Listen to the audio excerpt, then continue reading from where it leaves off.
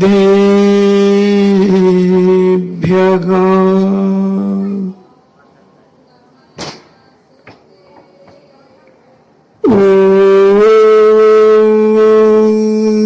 नमः सिद्धेभ्यः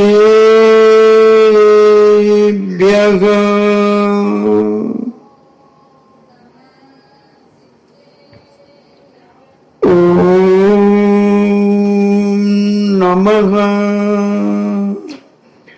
सिद्धेभ्यः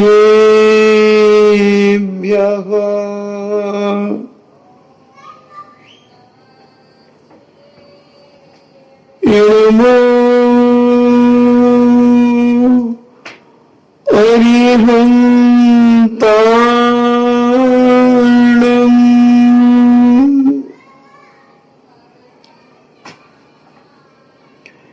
नमो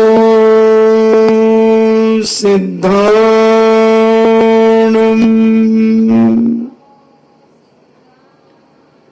नमो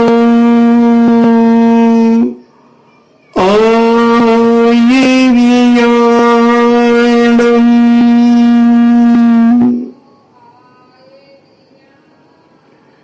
नमो उबज्जायाणम्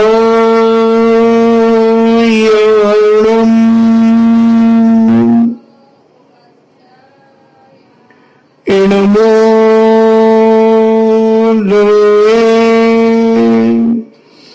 सब्बेसाभूणम्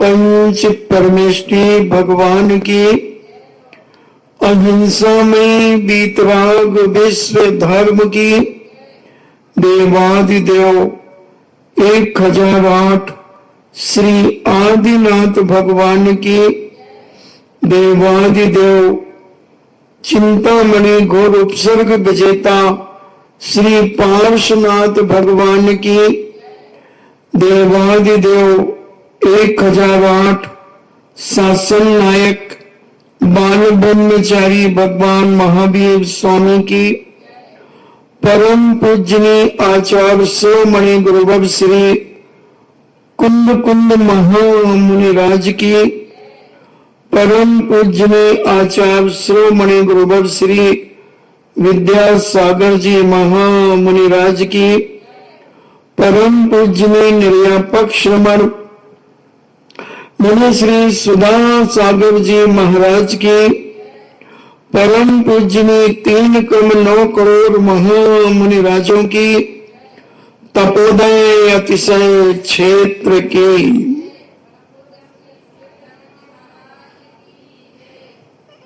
चर्चा चल रही है मोह की पराकाष्ठा की। कैसे ही अनादिकाल से बंधा हुआ मोह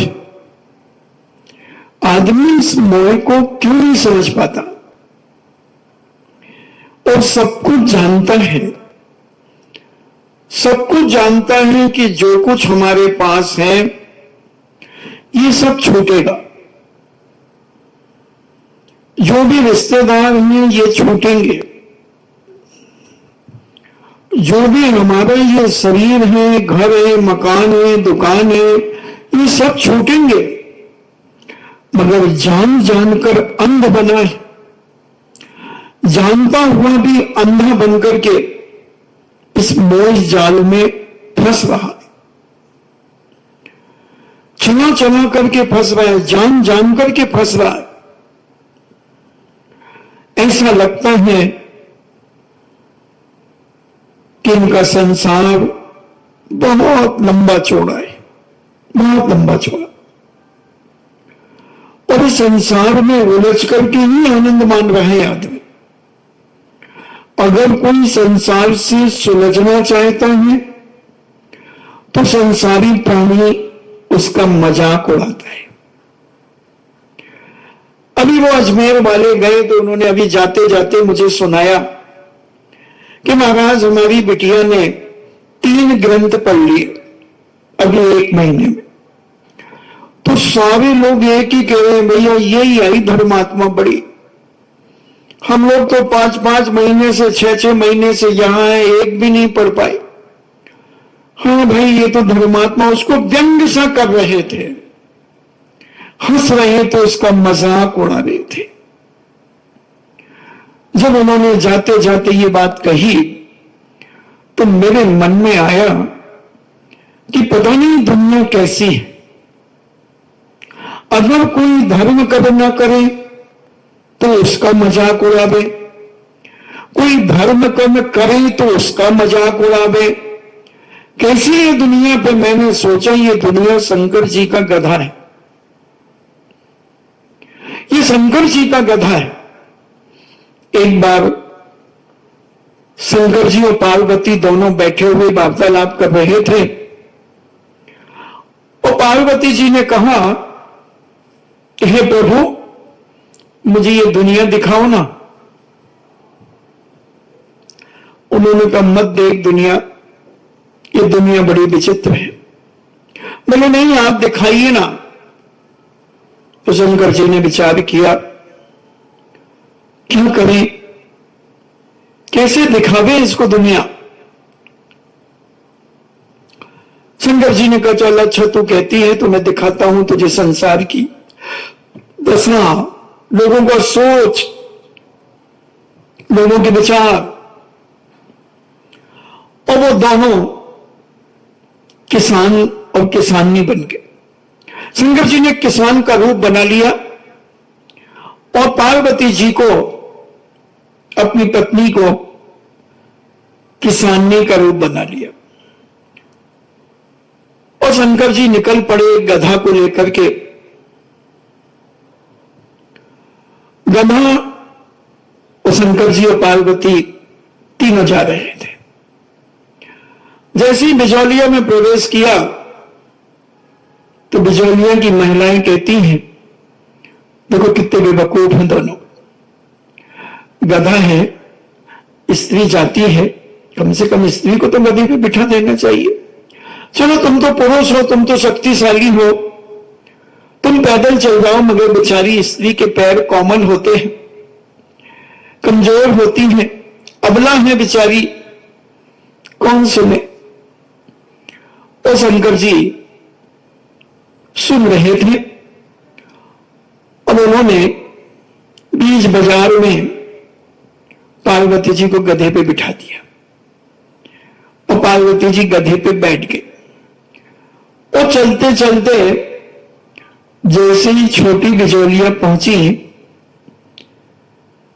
तो वहां की महिलाएं, पुरुष कहते हैं, देखो कितनी बेशरम महिलाएं, पति तो बेचारा पैदल चल रहा है और स्वयं देखो दुष्ट गधे पे बैठ करके चल रही है ना बेवकूफ। थोड़े वहां से आगे सिंगोली का रास्ता पड़ता छोटी बिजौलिया से, सलाट लगा, मुजानों को नहीं गाओ। और तो शंकर जी ने कहा कि तू उतर जा। तो शंकर जी बैठ गए उस पर और सलाटिया पहुंचे तो लोग कहते, देखो बेशरम को, पत्नी तो पैदल चल रही है और स्वयं मुसंड गधे पे बैठा है। कितनी दुनिया बदल गई रे भैया। पहले आदमी पत्नी को तो हाथों में उठाए रहता था और ये देखो। शंकर जी ने कहा, क्या करो, आगे कौन सा गांव पड़ता है? चांद की खेड़ी। और शंकर जी ने कहा कि चल एक काम करते हैं, अपन दोनों बैठ जाते हैं। और दोनों बैठ करके वो चांद की खेड़ी में गए तो वहां के महिला पुरुष कहते, देखो मारेंगे उस गधे को, अकल ही नहीं इन लोगों में। अरे राम राम राम राम, ये इतना गधा छोटा सा और वो को मारेंगे। अब क्या करें, शंकर जी बड़े चिंतित हो गए। चलते गए। तो शंकर जी ने कहा कि अब क्या करें, यहां के लोग भी अपन को दोष दे रहे हैं, कैसे अज्ञानी जीव हैं। फिर शंकर जी ने कहा कि गधा को खाली छोड़ दो। और लोगों ने कहा, देखो पागलों को, गधा भी है फिर भी पैदल चल रहे। तो शंकर जी ने अपना त्रिशूल निकाला और गधे के चारों पैर बांध करके त्रिशूल में बांध लिया और कंधे पे ले लिया। चलते चलते उनको एक नदी मिली और वो गधा जब देखता, लोग कहते देखो गधा है, उसके पैर बांध करके और सिर में और ले लाद के जा रहे, है ना पागल।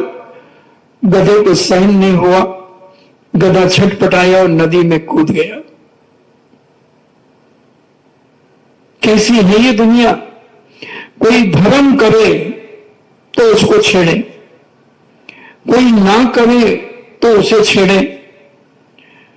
कैसे समझ में नहीं आता ये संसारी मोही जीवों का कार्य।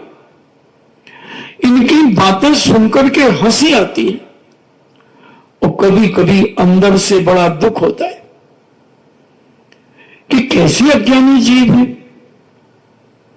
ये क्या कराना चाहते हैं दुनिया से, क्या कराना चाहते हैं। हमें कुछ समझ में नहीं आ रहा कि ये क्या करना चाहते हो, क्या कराना चाहते।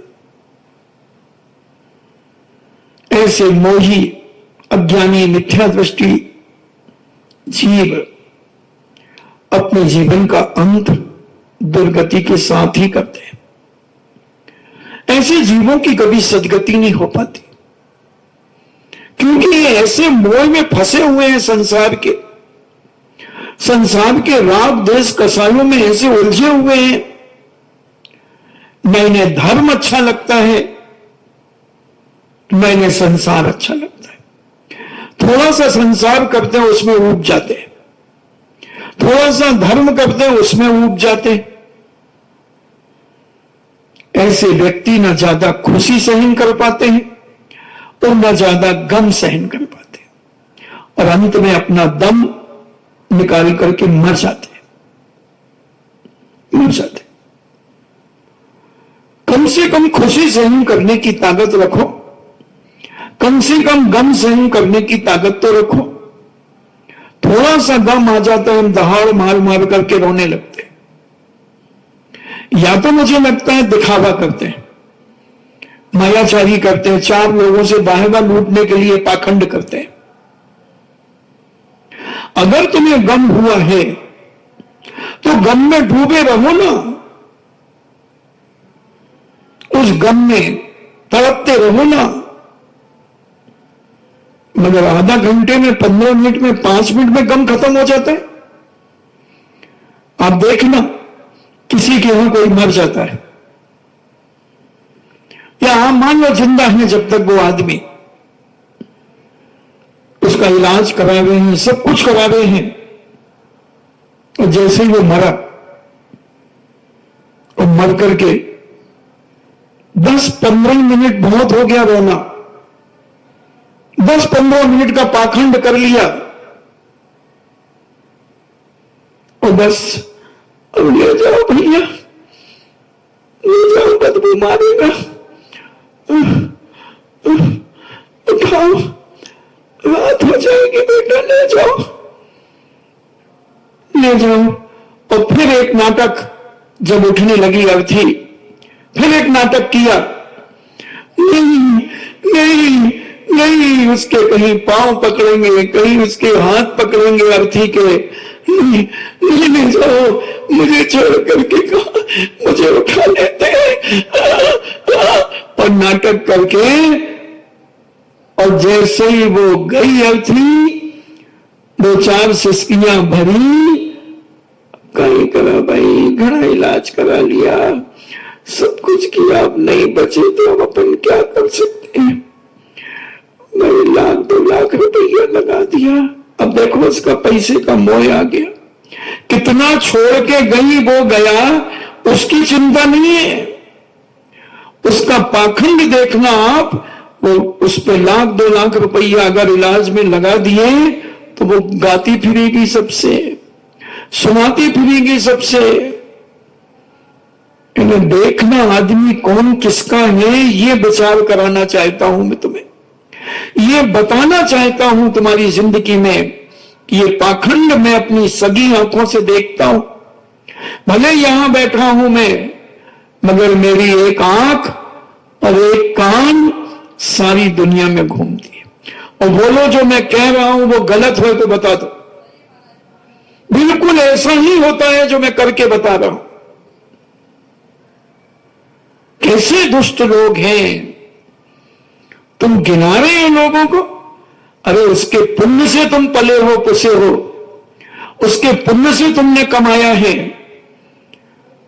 जहां करोड़ों जिसके नाम से तुमने कमाए हैं, उसके नाम पर 1-2 लाख रुपए खर्च कर दिए, तो तुम सारे लोगों को सुना रहे हो। नीति क्या कहती है कि तुम्हें तो यह कहना चाहिए था कि मैं कुछ सेवा नहीं कर पाया, मैं कुछ सेवा नहीं कर पाया।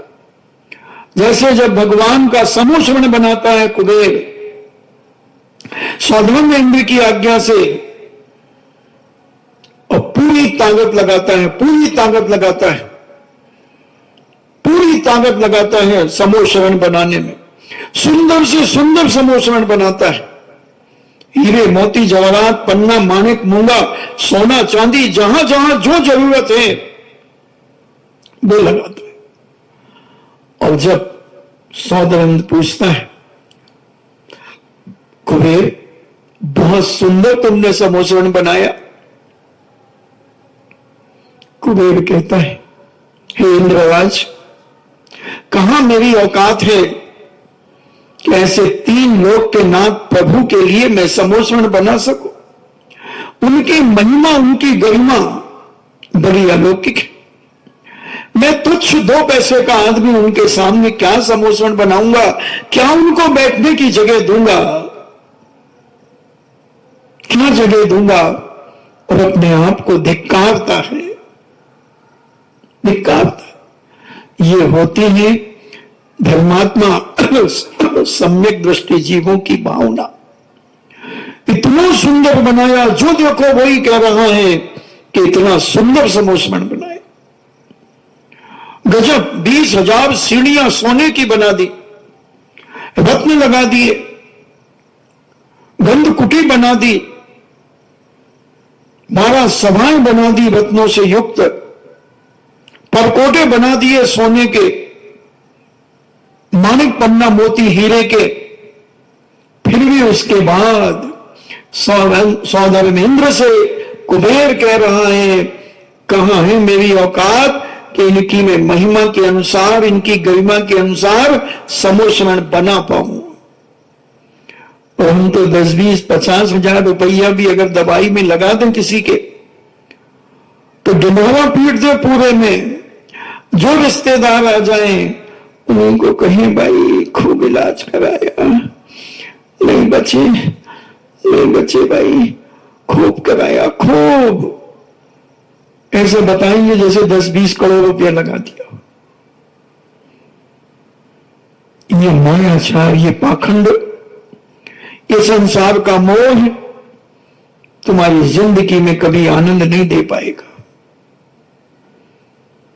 जिसके नाम से तुम्हें पाया, जिनने तुम्हें पाला पोसा, तुम्हारे शादी विवाह किए, तुम्हें बड़ा किया, तुम्हें हिस्सा बांट दिया, उसके बाद भी तुम्हारी नीयत अभी उसके ऊपर तो मरने के बाद भी उंगलियां काट करके अंगूठी निकाल ली। अरे राम राम राम, क्या होगा इन चंडालों का, क्या होगा इन चंडालों का। चूड़ियां उतार ली, बाजूबंद उतार लिए, हथपूर उतार लिए। तो नियम से एक बार तो चंडाल जरूर बनेंगे, क्योंकि जो काम चंडाल का था वो चंडाल इन लोगों ने किया है, जिनने भी किया है। कर्म कहता है कि इनको एक बार चंडाल की पर्याय में जरूर भेजें, जरूर भेजें। इतना भी अधिकार नहीं उसका, इतना भी वो अपनी अवधि पर नहीं ले जा सकती। अरे जिसके नाम से तुमने कमाया, जिसके नाम से तुमने इज्जत पाई, कौन जानता था तुम्हें? कौन जानता था? तुमने अपने बाप, अपने पिता, अपनी मां यानी अपने सास ससुर, उनके दम पे ही तो तुमने इज्जत पाई है। और उनका इतना भी अधिकार नहीं, इतना भी अधिकार नहीं। जो समझदार होते हैं वो अपने जीते जी अपने हाथों से उतार करके चले जाते हैं कि हे भगवान, मैं अपने बेटों को, अपने नाती पोतों को चंडाल नहीं बनाऊंगी, नहीं बनाऊंगा। पहले से ही खोल देते हैं, पहले से ही मोह माया छोड़ देते हैं और अपने भगवान की भक्ति का स्मरण, संस्मरण, चिंतन मनन करते रहते हैं। और जिसका मान लो राग है, जिसको शौक है कि मैं थोड़ा जेवर पहन के रहूं, भले बीमार हूं तो क्या हुआ, जेवर पहन के रहूं, तो कम से कम उसके नाम पर छोड़ देना चाहिए।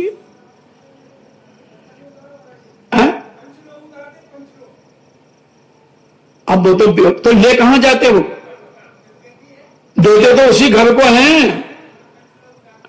वो तो व्यवहार बना लिया तुमने पंचों को बुला करके। क्या पता पहले 2 नंबर में और उतार लेते हो, पहले थोड़ा बहुत बचा रहे पंचों के सामने उतार लेंगे। दुनिया बहुत दुरंगी है रे तेजमल जी, दुनिया बहुत दुरंगी है। दुनिया केवल अपना स्वार्थ देखती है, मरने वाले की कोई चिंता नहीं करता। कोई के मुख से आज तक नहीं सुना मैंने कि हे भगवान इनका क्या हुआ होगा, अब हमारा क्या होगा। अगर किसी का पति मर जाए तो वो यही रोती चिल्लाती है, अब हमारा क्या होगा, इन बाल बच्चों का क्या होगा। जिनने ये बाल बच्चों को तुझे दिया है उसका तूने स्वप्न में भी नहीं सोचा कि उसका क्या हुआ होगा। कौड़ी कौड़ी माया जोड़ी, बन गए लाख करोड़ी। बेचारे ने छल कपट करके, बेईमानी, झूठ, साच कैसे भी करके धन इकट्ठा किया है। तुझे उसकी चिंता नहीं है, तुझे अपनी चिंता पड़ी है। यही है मोह, यही है संसार में अधोगति ले जाने का कारण। आप भी जाते होंगे बैठने के लिए, आप बता दो कौन क्या कहता है। कोई आज तक नहीं कहा मैंने तो यह अनुभव किया है और सुना भी इन सगे कानों से। किसी ने आज तक नहीं कहा कि हे भगवान इनका क्या हुआ होगा, क्या करो, क्या करेंगे, क्या करा, कहां गए होंगे ये। हर मां, हर बहन, हर बेटी यही कहती है कि बस अब हमारा क्या होगा, पापा तुम तो चले गए, अब हमारा क्या होगा, अब हमें कौन पढ़ाएगा लिखाएगा, अब हमारा कौन विवाह करेगा। ऐसी बातें भी उस अर्थी के सामने हो जाती हैं। सबको अपनी अपनी चिंता है, वो मरने वाले की चिंता किसी को नहीं है। यही मोह तुम्हें दुर्गतियों में ले जाएगा, यही मोह तुम्हारे जीवन का विनाश करेगा। कम से कम उस आदमी की भी तो खबर लो, मर गया बेचारा, अपनी आयु जितनी लेके आया था मरा, अकाल में मरा, बीमारी से मरा, अटैक से मरा, कोई बात नहीं। कम से कम 2 मिनट उसके भी जीवन की भविष्य की चर्चा तो कर लो। इतना तो लोग व्यवहार अपने जीवन में धारण कर लो। वो तो चला गया, वो तो जन्म भी ले लिया उसने, क्योंकि 3 समय के पहले पहले, 4 समय के पहले पहले जीव जहां उसे जन्म लेना वो वहां पहुंच जाता है। और 4 समय का मतलब ये उंगली घुमा दी, इसमें असंख्यात समय हो गए, असंख्यात समय हो गए। 4 के पहले पहले और 3 के पहले इतनी देर में वो पहुंच जाता, विश्व के किसी भी कोने में उसे जन्म लेना हो। अगर देव की पर्याय में लेना है तो तुम अर्थी नहीं जला पाओगे। और वो जन्म लेकर के 15-16 साल की उम्र का वहां उत्पात सैया से उठकर, और उसे पहले से देवता खड़े हैं उसकी सेवा के लिए, वो पूछेगा यहां मैं कहां से आया। उसी समय अवधि ज्ञान होगा और अवधि ज्ञान से वो एक नजर देखेगा, अरे मैं तो यहां से मर के आया हूं, छोड़ो क्या लेना देना इनसे, सब अपने स्वार्थ के लिए रो रहे हैं। और अवधि ज्ञान से जानकर स्नानागार में ले जाएंगे देवता, स्नान करेगा, वस्त्र भूषण पहनाएंगे और जिनैन भगवान के पास ले जाएंगे। अगर सम्यक दृष्टि हुआ तो जिनैन भगवान मान करके उनका अभिषेक पूजन करेगा, और मिथ्या दृष्टि हुआ तो पूछेगा ये कौन है, तो कहेंगे ये तुम्हारे कुल देवता है, तो उनका अभिषेक पूजन करेगा। फिर आएगा, अपनी देवांगनाओं को लेने जाएगा, अवधि ज्ञान से जानेगा कि मेरी देवांगना, क्योंकि पहले और दूसरे स्वर्गों में देवियों की उत्पत्ति होती है, तो बाकी के देवता सब अपनी अपनी देवियों को लेने के लिए आते हैं, और अपने ज्ञान से जानकर अपनी बिक्रियां बनाकर अपनी देवियों को ले जाएगा और भोग भोगने में लग जाएगा।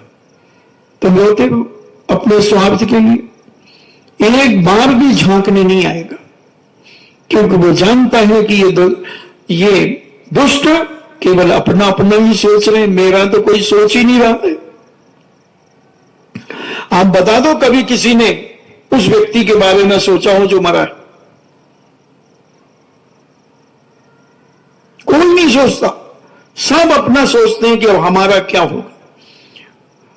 और थोड़े छोटे बच्चे हुए और पति जिसका मर गया, उन बच्चों के हाथ पकड़ पकड़ करके बोले भाई अब इनका क्या होगा, अब बेटा अच्छा इनका क्या होगा, इनका क्या पीठ पे हाथ फेरे, कहीं सिर पे हाथ फेरे, कहीं गाल पे हाथ फेरे, इनका क्या होगा इन पुत्रों का?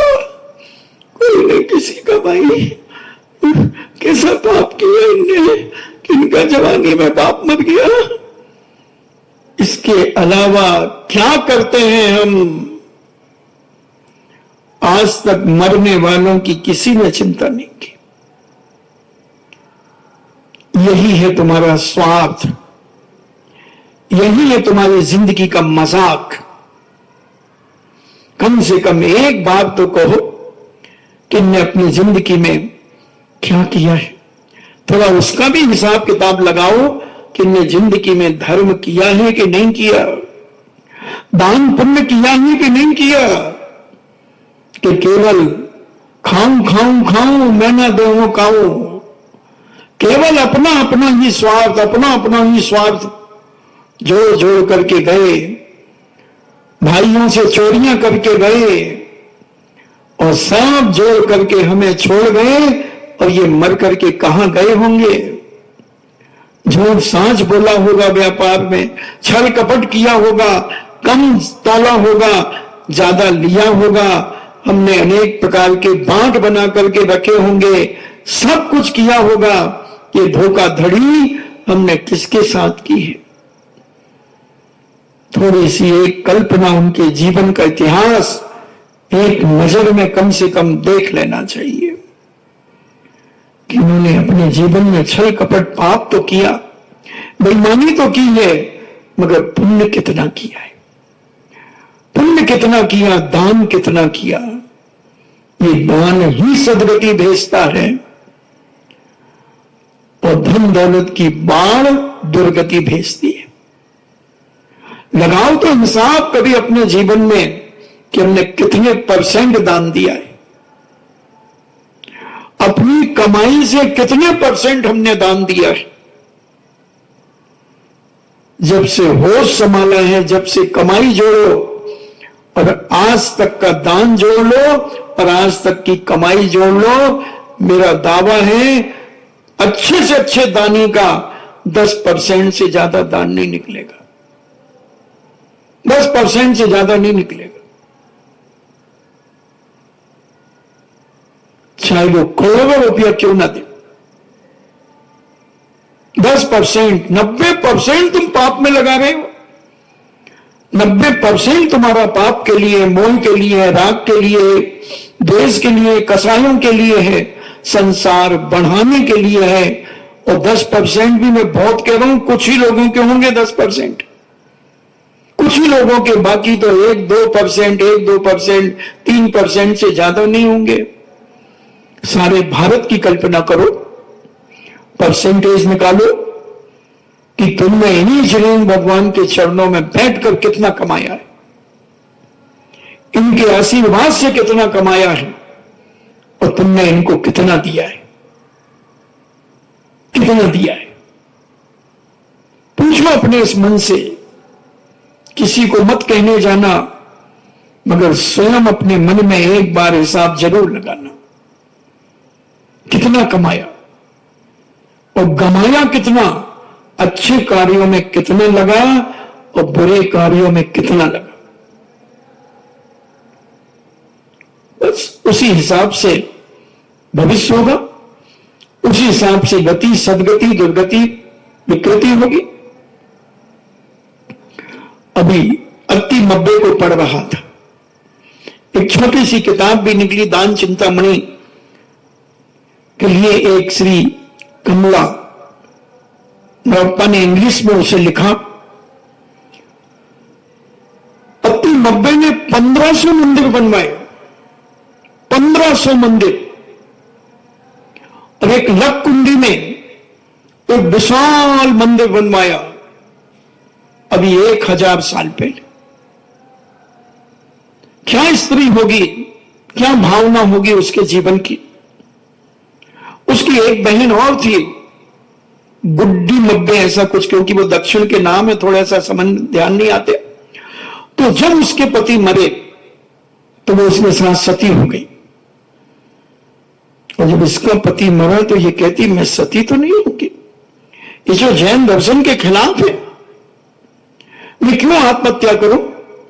ठीक है वो मर गए, उनने अपने परिणामों के द्वारा जो गति सदगति पाई, कोई बात नहीं, मगर मैं अपनी संतान को ऐसा वीर और बहादुर बनाऊंगी, वीर और बहादुर बनाऊंगी।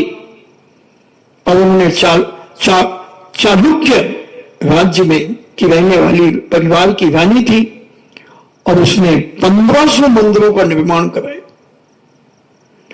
और एक ऐसा विशाल मंदिर बनवाया लक्कुंडी में, जिसका सारे मंदिरों का स्वर्ण मुकुट था। उन्हें बहुत विशाल मंदिर बनवाए, 1000 शांतिनाथ पुराण बनवाए, पहले हाथ से लिखे जाते थे।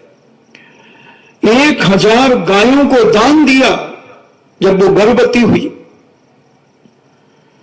1000 गायों को दान दिया। इन्हें गांव के किसानों को दान में दे दी गायें। क्या क्या नहीं किया। ऐसे सतियों के चरित्र जब पढ़ते हैं तो रोमांच हो जाता है कि हे भगवान, कैसी पुण्यात्मा जीव थी, सारी धन दौलत, सारी संपत्ति धर्म में लगा दी। एक बार नाव में सफर कर रही थी और प्रतिमा गिर गई। अन्न जल का त्याग कर दिया कि जब तक प्रतिमा जी नहीं मिलेंगी, भगवान नहीं मिलेंगे, जब तक अन्य जल को छूऊंगी नहीं। 8 उपवास हो गए, और 8वें उपवास के समय पर मिल गई वो प्रतिमा। कैसे कैसे उनके संकल्प। एक सती शीलवती नारी का प्रभाव। दान चिंतामणि सबको पढ़ना चाहिए। पूज्य आचार्य श्री ने खुद इसको पढ़ा और कहा कि प्रत्येक महिलाओं को तो कम से कम पढ़ना ही चाहिए। पुरुष पढ़े तो कोई दोष नहीं लगेगा, मगर सबको पढ़ना चाहिए कि हमारी जेठानियां, हमारी घर की सासुएं कैसी थी, कैसी थी हमारी जैन समाज की महिलाएं, कैसा वीरत्व था उनके अंदर। उन्होंने राज्य का संचालन भी किया और बड़े बड़े युद्ध भी लड़े। अति मब्बे ने उसका वीरत्व, उसकी दृढ़ संकल्प शक्ति, उन्होंने साहित्य को भी लिखवाया और उन्होंने बड़े बड़े कवियों का सम्मान किया, कलाओं का सम्मान किया। मगर हम तो केवल अपना स्वार्थ देखते हैं। हम केवल अपने लिए मरते हैं, अपने लिए जीते हैं। संस्कृति और संस्कार के लिए हम कभी ना जीते हैं और न मरते हैं। हमें चिंता ही नहीं होती कि हमारा परिवार संस्कारित हो, हम संस्कारित हो, हमने संस्कार ही नहीं दिए, हम भी भोगी बने रहे, तुम्हारी संतान भी भोगी बनी रही। हम भी राग में उलझे रहे, तुम्हारी संतानें भी राग में उलझती चली जा रही। कहां आता है परिणाम? किसके आता है परिणाम? तुम अपने जीवन में कुछ मोह राग को कम करें, कुछ भविष्य की चिंता करें, अपने जीवन को पवित्र महान बनाने का कोई रास्ता गुरु सुना रहे उसको सुने। जैसे भी एक प्रश्न आया था कि महाराज जी हम लोग इतना सब कुछ सुनते करते पढ़ते हैं मगर हमारा राग भाव क्यों कम नहीं होता, परिणाम क्यों नहीं होते? कुछ नहीं बंदे, ये मोह और राग और द्वेष ही तुम्हारी जिंदगी को बर्बाद कर रहे हैं। हम समझ ही नहीं पा रहे सत्य को, हम संसार की बातों को ही सत्य मान रहे हैं। हम इधर उधर की बातों में आनंद लेकर के अपना समय गुजार रहे हैं, समय व्यतीत कर रहे हैं और समय तो जा रहा है। दूसरा चतुर्मास की निष्ठापन 14 नवंबर, 14 नवंबर, मात्र 1.25 महीने बचे। दूसरा चतुर्मास, वैसे तो कहो चौथा चतुर्मास, लगातार 11 जुलाई से और नवंबर तक, अगस्त सितंबर अक्टूबर नवंबर, 16 महीने हो जाएंगे। 16 महीने 3 दिन। सोचना जरा कि हमने क्या बदलाव लाए अपने जीवन में, क्या परिवर्तन किया हमने अपने जीवन में। हम कितने उठे धर्म पर, कितने चढ़े हम धर्म के ऊपर, धर्म कितना हमारे ऊपर चढ़ा, ये जरा टटोला करो, टटोला करो। आहार देना कोई बड़ी बात नहीं है, आहार तो कोई ना कोई देता ही देगा, मगर तुम्हारे अंदर क्या परिवर्तन आया है ये विचार करो। कितनी सरलता तुम्हारे अंदर आई है, कितनी पवित्रता तुम्हारे अंदर आई है, कितना मोह कम हुआ है, कितना राग कम हुआ है, कितना द्वेष कम हुआ। यही धर्म है। अभी 3-4 दिन पहले तो महाराज ने मुनियों तक को नहीं छोड़ा कि भले तुम मुनि बन गए हो, अगर तुम्हारे अंदर सरलता नहीं आई है तो तुम्हारा मुनि बनना बेकार है। बहुत बड़ी बात कही। अगर तुम्हें भक्त बनाने की अभी इच्छा है तो तुम्हारा अभी कोई दीक्षा नहीं हुई, कोई दीक्षा नहीं। बहुत बड़ी बड़ी बातें, बड़े मार्मिक प्रवचन चल रहे, थोड़ा समझना पड़ेगा। मैं तो कहता हूं कि आज एक घर छोड़ के आते हो 500-500 घर बना लेते हैं अपने, उनको मम्मी पापा कहने लगते हैं, चाचा चाची कहने लगते हैं, साधु महाराज, एलक जी, छुल्लक जी, आरिकान जी, उन्हें मम्मी से संबोधन करने लगती है, चाची से संबोधन करने लगती है। क्या है, एक छोड़ करके आए और उधर 500 बना लिए जीवन काल में, तो बोलो मोह कम हुआ या बढ़ा? ये हमारी धर्म की बहन है, ये हमारे धर्म का भैया है। तो क्या वो दुश्मन था घर में जो सगा था, उसको क्यों छोड़ के आए? ये हमारे धर्म के मम्मी पापा। तो कोई कहते धर्म की पत्नी हमारी। क्या है ये तमाशे? कहां छूटा है हमारा मोह? केवल पिछी लेने से कोई साधु नहीं हो जाता। महाराज ने कहा कि कोई कपड़े उतारने से कोई साधु नहीं हो जाता।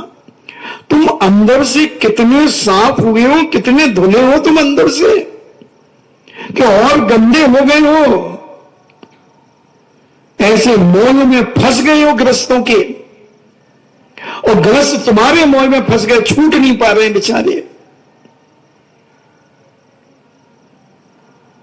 क्या किया हमने? केवल भेष रखने से मोह कम नहीं हो जाता। इसलिए पूज्य समन भद्र स्वामी ने अपने रत्नकंडक श्रावकाचार्य के अंदर कहा, ग्रस्तो मोक्ष मार्गस्तो निर्मोह मौन वाय मुने, यानी ग्रस्तो मोक्ष मार्गस्तो, यानी वो ग्रस्त मोक्ष मार्गी घर में रह करके भी है। अगर कोई मोही मुनि है तो उस मोही मुनि से, आचार्य ने लिखा इसको पद्यनुवाद किया, सुलझे हुए श्रावक से, उलझे हुए मुनि से सुलझे हुए श्रावक अच्छे, और उलझे हुए श्रावक से सुलझे हुए पशु अच्छे। ग्रस्त मोक्ष मार्ग को कह दिया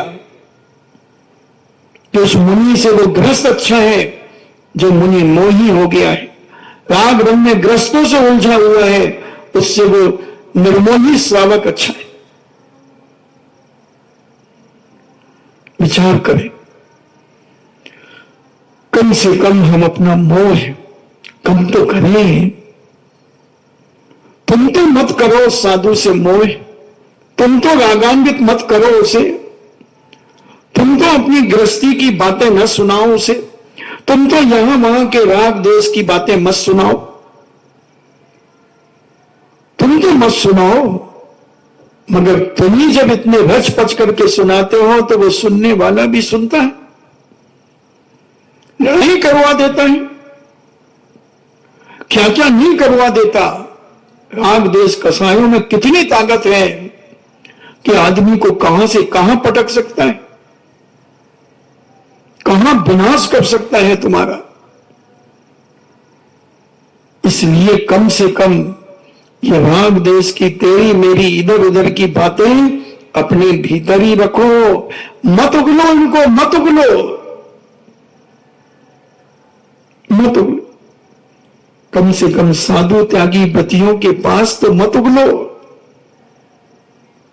पहचानो उनको, पहचानो, मल द्वार से निकाल दो उनको।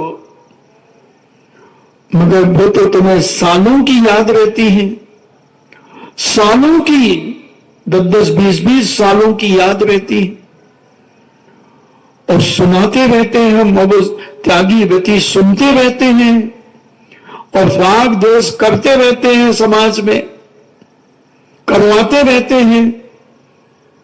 क्या हुआ? भेष बदलने से,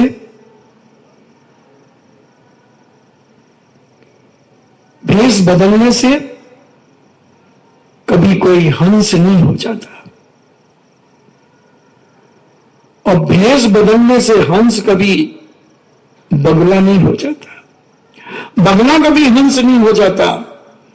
इसलिए टोडरमल जी ने लिखा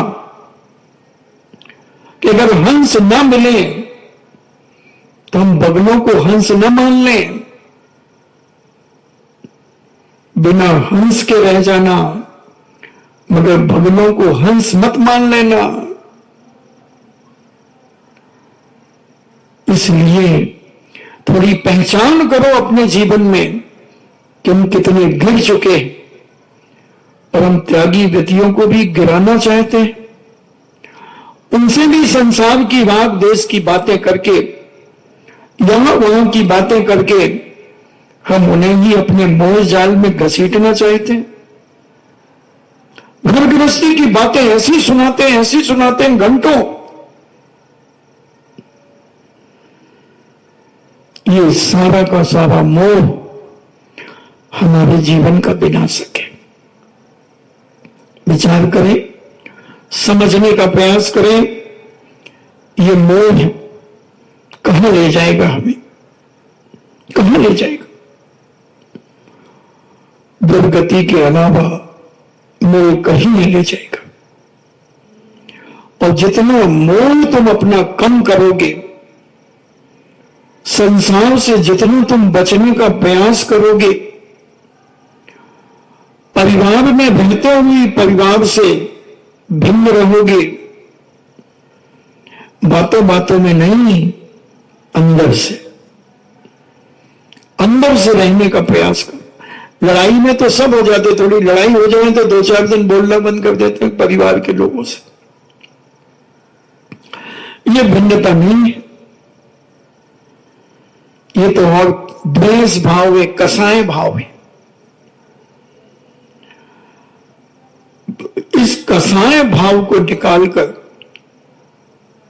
परिणामों में सरलता, पवित्रता, सहिष्णुता, निर्विकल्पता,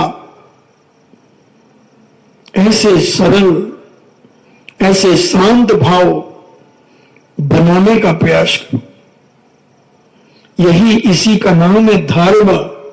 ये जय जयनाथ परम गुरु हो, बाहर का माल अंदर हो, इसका नाम नहीं है धर्म,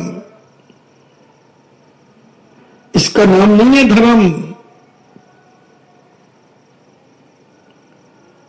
उद्देश्य क्या है तुम्हारा धर्म करने का?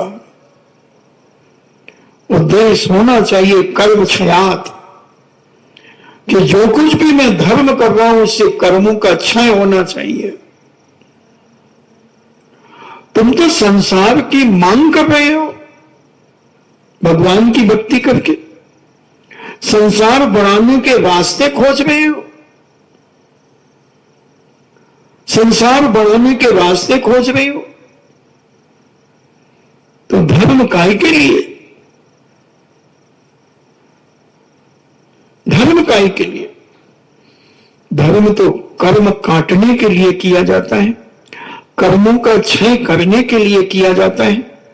भगवान की पूजा कर्म काटने के लिए होती है, भगवान का अभिषेक कर्म काटने के लिए होता है, दान पुण्य कर्म काटने के लिए होता है। हम तो दान देकर के लंबी से एक लिस्ट भी उसी के सामने पहुंचा देते हैं भगवान के पास। भगवान ध्यान रखना, भगवान ध्यान रखना, थोड़ा धंधा पानी नहीं चल रहा है बेटे का, थोड़ा ध्यान रखना। किससे कह रहे हो? भगवान से, जिन्होंने धंधा पानी किया ही नहीं, धंधा पानी छोड़ दिया सब हमने। महाराज भगवान 5 साल हो गए, भगवान कुछ है नहीं अभी, देखो ध्यान रखो महाराज, चांदी का श्रीफल चढ़ा रहा हूं। सोच लो क्या क्या लिस्ट होती है तुम्हारी।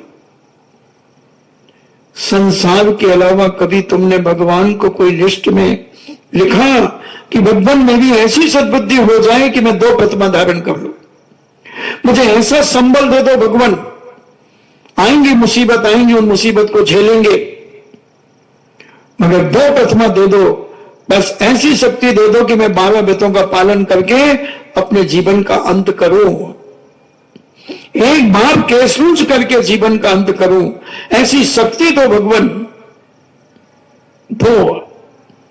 बस आप हमें ऐसा संबल दो कि मेरी हिम्मत हो जाए।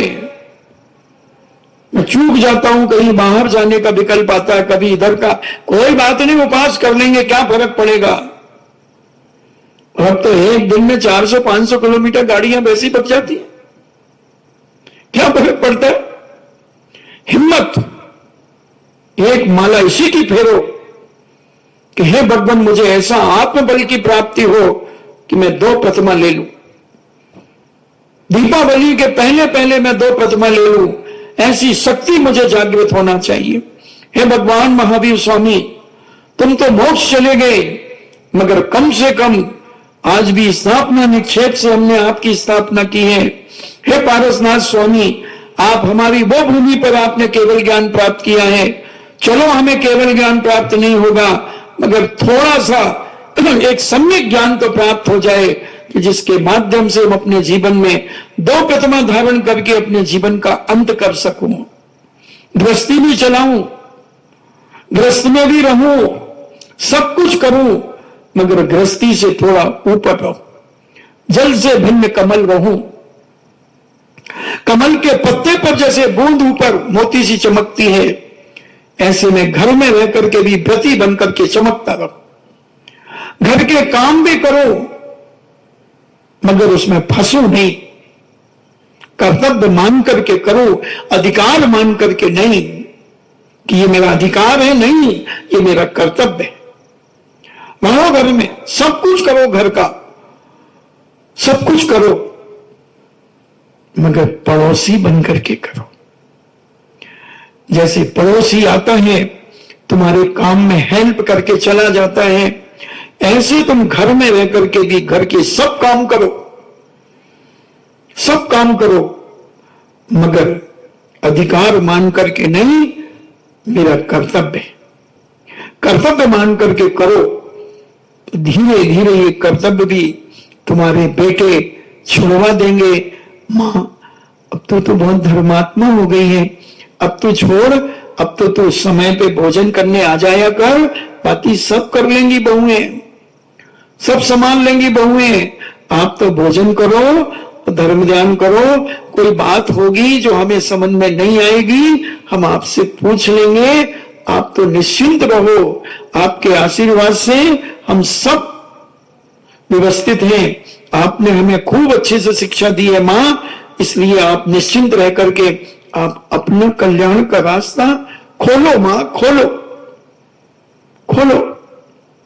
अब हम तो अभी नहीं कर पाएंगे, मगर आप तो करो, अब आपको क्या है, सब कुछ तो कर लिया आपने, सब कुछ देख लिया। इसलिए मां तुम चिंता हम लोगों की मत करो, अब आप अपने कल्याण की चिंता करो कि मेरा कल्याण कैसे होगा, कैसे होगा, कैसे सतियों ने अपने जीवन को पवित्रता से भरा, कैसे महापुरुषों ने अपने जीवन को उद्धार किया, इतने युद्ध किए, राजपाट किए, वैभव भोगा, मगर याद रहा उन्हें कि मुझे अपना कल्याण करना है, मुझे संसार से ऊपर उठना है।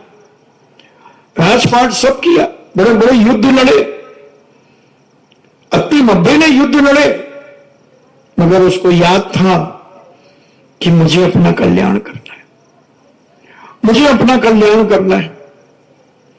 और जिस व्यक्ति को ये याद आ जाए कि बस मुझे अब अपना कल्याण करना, मैंने अपना कर्तव्य और अधिकार पूरे कर दिए, जब तक मेरा अधिकार था मैंने सब कुछ किया, पाला पोसा, बड़ा किया, विवाह किए, कराए, सब कुछ किया है, अब बस इस घर से मेरा कर्तव्य का नाता है, अब अधिकार का कोई नाता नहीं। अब मैं हुकूमत नहीं चलाऊंगी अपनी, चलाऊंगा बस, अब तो मुझे 2 टाइम की रोटियां और शांति मुझे चाहिए। हाँ मां आप चिंता मत करो, आप तो हुक्म करो और आपका हुक्म हमारे सिर माथे होगा, सिर माथे होगा। आप तो बस थोड़ा सा सहयोग कर दिया करो और उसके बाद अपने धर्म में लीन, अपना स्वाध्याय, अपना चिंतन, अपना मनन, अपनी जाप, अपनी माला,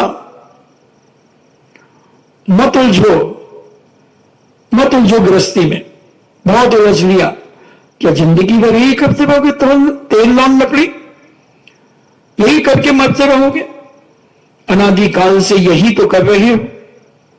कम से कम अब इतना बड़ा सानिध्य मिला, आज तक इतना बड़ा सानिध्य किसी समाज को नहीं मिला।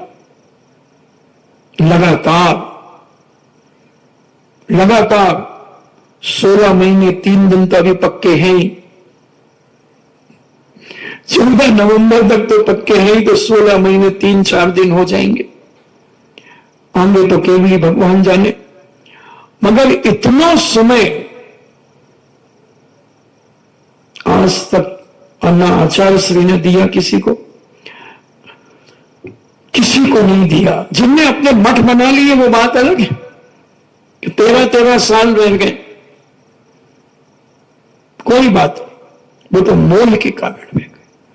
मगर तुम कितना सौभाग्य कि तुम्हें साधु के सानिध्य का इतना बड़ा मौका मिला और तुम अपने मोह को नहीं कुचल पाए, मोह को कम नहीं कर पाए, तो क्या किया?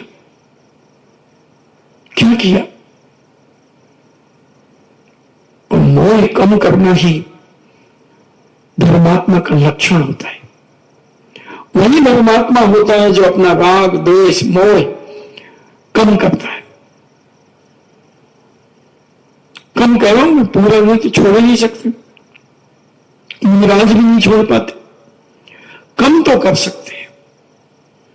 और जितना जितना कम करते चले जाओगे उतने उतने नंबर तुम्हारी जीवन की मार्कशीट में लिखे जाएंगे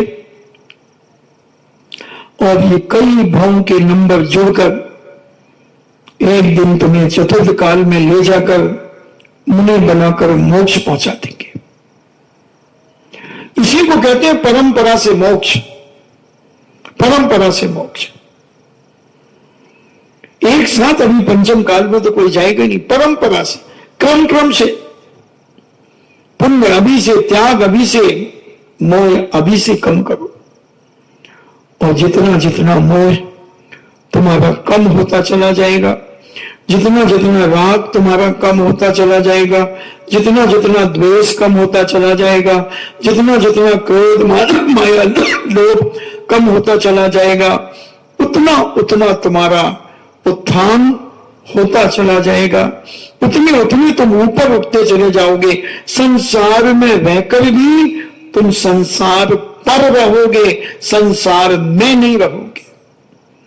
जैसे सम्यक दृष्टि जल से भिन्न कमल है। कमल का पेड़, कमल की जड़ तो पानी में रहती है, मगर कमल का फूल पानी से ऊपर रहता है। तुम देखने में तो घर में रहोगे, तुम देखने में तो परिवार के बीच में उठोगे बैठोगे, बोलोगे चालोगे, खाओगे पियोगे, देखोगे सुनोगे, सब कुछ करोगे, मगर अंदर के परिणामों से तुम उसमें रचोगे पचोगे नहीं, तुम उसमें लिप्त नहीं होगे, लिप्त नहीं होगे। और उनसे मिलकर के फिर अपने आप में आ जाओगे। उनके बीच में बैठकर बातचीतें करके, मिलजुल करके, हंसी मजाक करके थोड़ी सी, और बस अपने कमरे में आ गए और अपना प्रतिक्रमण किया कि हे भगवान, देखो ये राग नहीं छूट पाता, देखो ये नाती पोतों से राग नहीं छूट पाता, कोई बात नहीं, वो भी खुश हो गए, हमने कर लिया, अब चलो अपना प्रतिक्रमण कर लेते हैं, अपने सामायिक कर लेते हैं, अपना स्वाध्याय कर लेते हैं, अपनी जाप कर लेते हैं, क्योंकि उनको भी तो बुरा नहीं लगना चाहिए। उनको बुरा लगेगा तो फिर अच्छा नहीं रहेगा। अभी तो हम वहीं रहते हैं, इसलिए थोड़ा सा उनके पास बैठ गए, उन्हें भी अच्छा लगा और तुम्हें भी मन बहल गया, और फिर आ गए तुम अपने आप में और अपने धर्म ध्यान में लीन हो गए। घर में रह करके भी तुम सब कर सकते हो, सब कुछ कर सकते हो। आपका समय हुआ, हम समझें अपने जीवन में, हम विचार करें अपने जीवन में कि हे भगवान, अनादि काल हो गया, हम इस 84 लाख योनियों में भटक रहे हैं, सानिध्य भी मिला, छूट गया, मगर अब जो सानिध्य मिला, ये कुछ ऐसा मिल जाए, कुछ ऐसा कर जाए मन कि अपने आप को संभाल ले। संभालना तो पड़ेगा, संभालना तो पड़ेगा। बिना संभाले तुम संभलोगे नहीं। बिना उपदेश, बिना निर्देश से तुम अपने आप को संभाल नहीं पाओगे।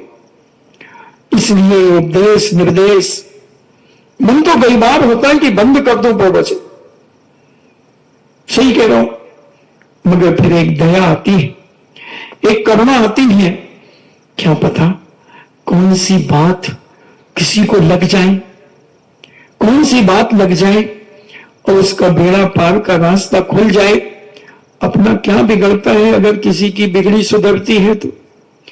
1 घंटे ही तो बोलना पड़ता है, बोल लेते हैं, क्या फर्क पड़ेगा। जिसका पुण्य होगा वो सुन लेगा, जिसके चारित्र मोहिनी कर्म का क्षोभशम होगा वो ग्रहण कर लेगा और जीवन को उस मार्ग पर बढ़ा देगा। इन्हीं मंगल भावना के साथ जिनवाणी स्तुति।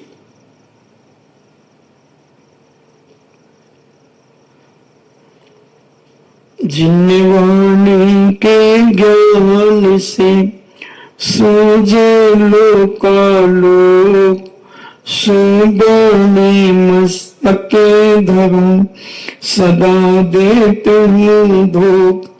हे जिनवाणी भारती तो ही जपो दिन रैन, जो तेरो शरणा गहे, सो पावे सुख चैन। देव भजो अरिहंत को, गुरु सेवा निर्ग्रंथ। दया धर्म पालो सदा, यही मोक्ष का पंथ। नमोकार।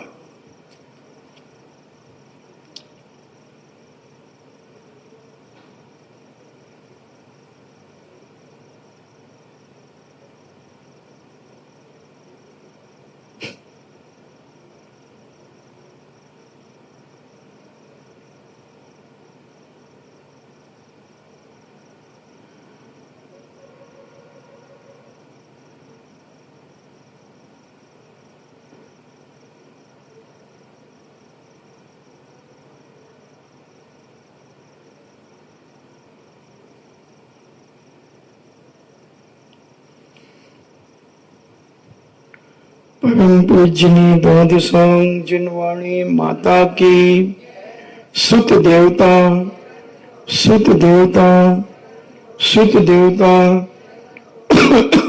जैनम जेतु शासनम, जैनम जेतु शासनम, जैनम जेतु शासनम।